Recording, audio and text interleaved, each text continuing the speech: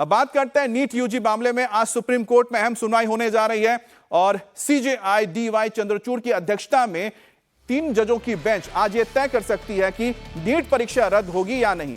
इसके साथ ही court NTA को लेकर भी ऑर्डर दे सकता है। नीट यूजी परीक्षा को लेकर करीब 23 लाख छात्रों का भविष्य इस वक्त अधर में लटका हुआ था।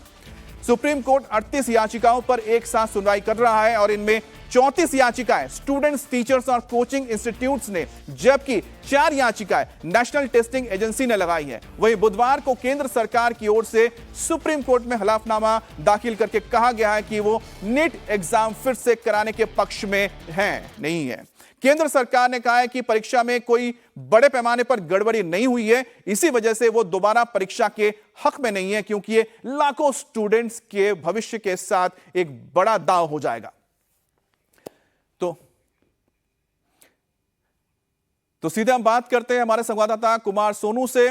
कुमार सोनू, आज कोर्ट में क्या होने जा रहा है? सरकार ने तो अपना पक्ष रखा है कि वो हक में नहीं है कि दोबारा एग्जाम करवाए जाए।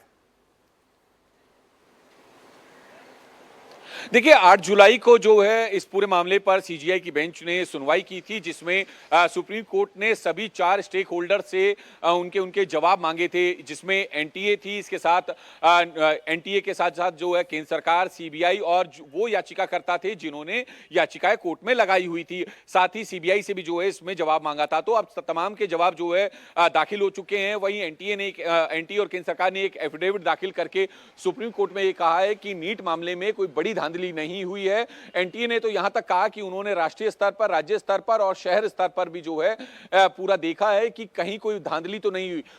गोधरा और पटना के मामले में जो है जरूर एनटीए ने कहा है कि वहां धांधली की बात सामने जरूर आई है, लेकिन इतने बड़े पैमाने पर नहीं हुई कि वहां पर जो नेशनल लेवल पर जो मास्क डिस्ट्रीब्यूशन है वो भी उसके मुकाबले कम मिल रहे हैं छात्रों को। तो ऐसे में मद्रास आईआईटी का भी जिक्र किया कि मद्रास आईआईटी से भी जो है विश्लेषण की रिपोर्ट मांगी थी, जिसमें मद्रास आईआईटी की तरफ से भी ये कहा गया। फिलहाल आज तमाम स्टेक होल्डर्स ने अपने अपने जवाब जो है दाखिल कर चुके हैं।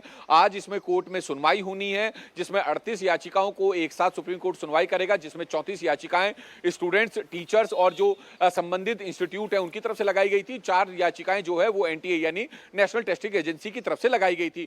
तो माना जा रहा है 12 बजे के बाद जो है इस पूरे मामले पर सुनवाई हो सकती है। सुनवाई में क्या कुछ होगा, दोनों तरफ से, पक्षों की तरफ से क्या कुछ दलीलें रखी जाएंगी, एनटीए क्या कुछ कहता है, साथ ही साथ जो याचिकाकर्ता हैं वो तो लगातार मांग कर ही रहे हैं कि इस पूरे मामले में रीटेस्ट कराया जाए। वहीं केंद्र सरकार ने यह भी कहा कि जुलाई के तीसरे हफ्ते से जो है 4 चरणों में काउंसलिंग शुरू होगी और अगर जो है जांच में कोई भी ऐसा छात्र पाया जाता है जो कि काउंसलिंग में मौजूद है, लेकिन वो जो है किसी तरह से पेपर लीक से जुड़ा हुआ था या उसने धांधली कर मार्क्स लिए हैं, तो उसे किसी भी चरण में काउंसलिंग से बाहर किया जा सकता है या काउंसलिंग के बाद भी उसे बाहर किया जा सकता है। बहरहाल आज सबकी नजरें और लाखों जो स्टूडेंट्स है सबकी नजर सुप्रीम कोर्ट की ओर लगी रहेंगी।